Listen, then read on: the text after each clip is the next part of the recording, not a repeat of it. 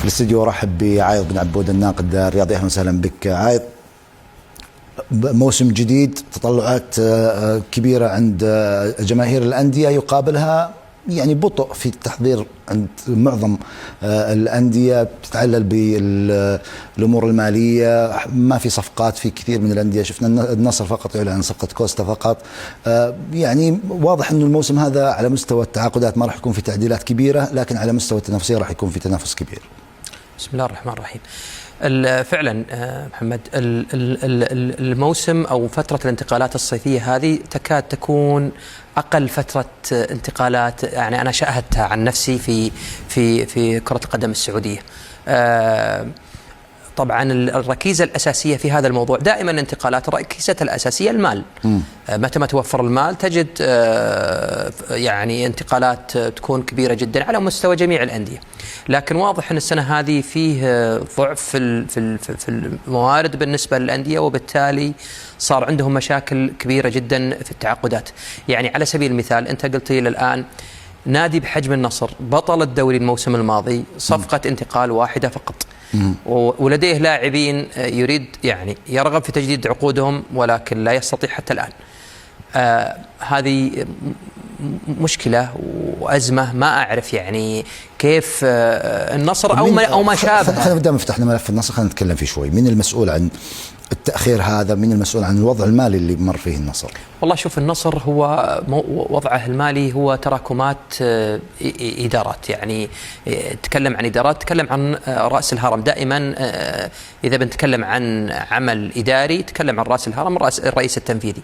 تكلم عن غويدو الإيطالي ثم تلاه جمعان، فبالتالي ثم الإدارة الحالية، الإدارة البرتغالية بقيادة سيميدو.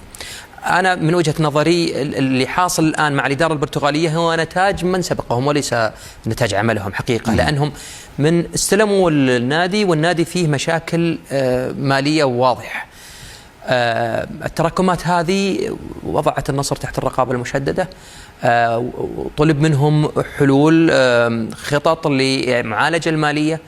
على المعلومة اللي عندي قدمت أكثر من خطة، حتى الآن يمكن خطتين تم رفضهم، لا زال في خطة ثالثة.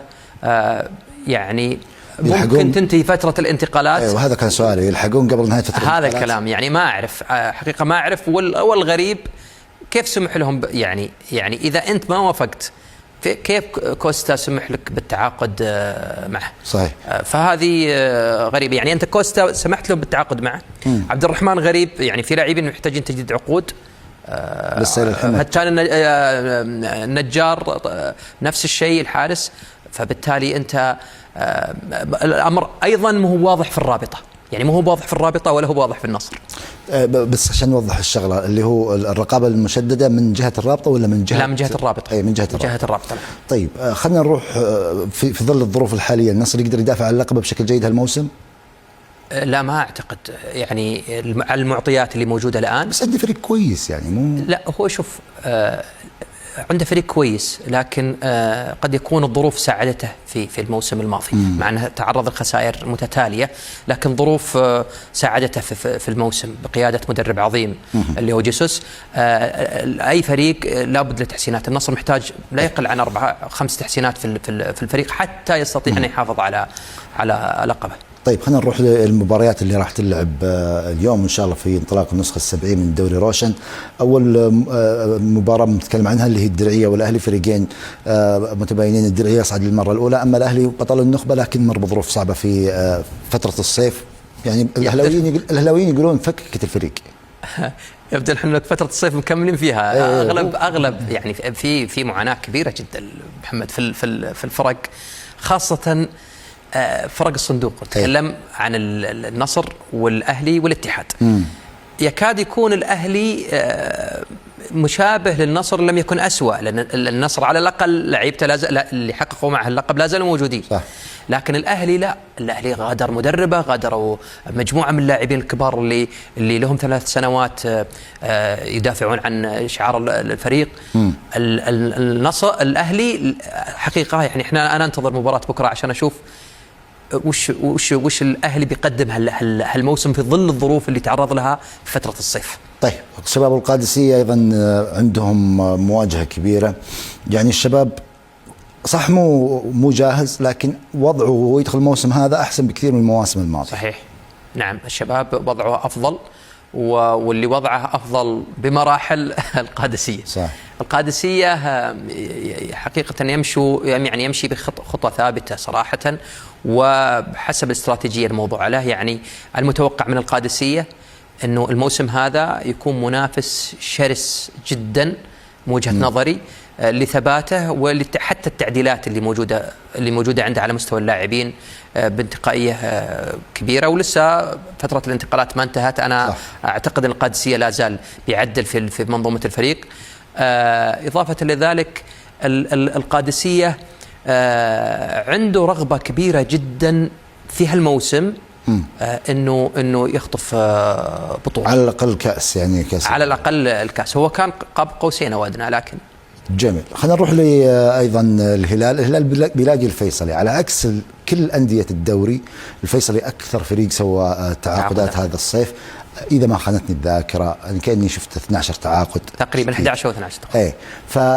ولسه باقي عنده وقت، يعني برضه يضيف بعض اللاعبين. واضح انه الفيصلي قاعد يحضر نفسه بشكل جيد للموسم. هو شوف، ما يعني انا بالنسبه لي ما يعني كثره التعاقدات مقارنه بنوعيه التعاقدات. فلا يعني انه تعاقدات كثيره. انت الفيصلي صاعد من دوري يلو، وبالتالي هيدخل دوري قوي وشرس، فبالتالي لازم تكون تعاقداتها نوعيه اكثر منها فيها عدد كبير في التعاقدات.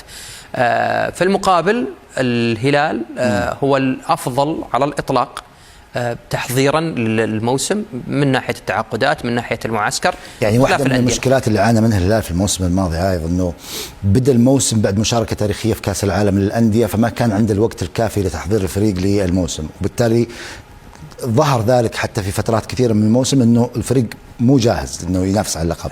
السنه هذه لا، كانت كل ظروفها كويسه. لا، كل ظروف، نعم صحيح، كل ظروفها كويسه، ولا زال الان فتره الانتقالات. يعني رغم انه يمكن عمل 7 تعاقدات، لكن لا زال الهلال محتمل انه يكون عنده تعاقدات في الفتره المتبقيه من سوق الانتقالات. الهلال فعلا هو افضل من وجهه نظري، يكاد يكون هو القادسيه افضل فرق تحضير للموسم. والهلال فريق مدجج بالنجوم، وكمية الصرف اللي قاعد يصرفها الهلال كبيرة جدا. يعني بالتالي يعني ما ألوم جماهيره انهم يطالبون حتى من الموسم الماضي يطالبون بالبطولات على الاطلاق، ليس بطولة واحدة، جميع البطولات يشارك فيها الهلال. هذا الطبيعي لكمية الصرف. يعني انت تتكلم في الفترة الشتوية في العام الماضي عمل حوالي 8 تعاقدات في الفترة الشتوية. هذه ما يعملها فريق إلا دائما في الفترة الصيفية. دائما في الفترة الشتوية التعاقدات تكون لاعب أو لاعبين بالكثير، صحيح. 3 لعيبة للتعديلات البسيطة. اللي عمل الهلال في الفترة الشتوية الكفاءة المالية الكبيرة جدا، أو الملاءة المالية عند الهلال اللي متواصلة حتى الآن، وقادر من خلالها أنه يعمل تعاقدات كبيرة ويعدل من ظروف الفريق. يبقى الرهان والمفصل في هذا الموضوع إنزاغي. ماذا سيعمل إنزاغي هذا الموسم؟ سمعنا أو شاهدنا لغط كبير جدا على إنزاغي الفترة الماضية. هل إنزاغي يستطيع أن يعبر بالهلال ويحصل على البطولات؟ هذا ما نشوفه يعني في الموسم هذا. شكرا جزيلا لك في الاستديو الناقد الرياضي عايض بن عبود.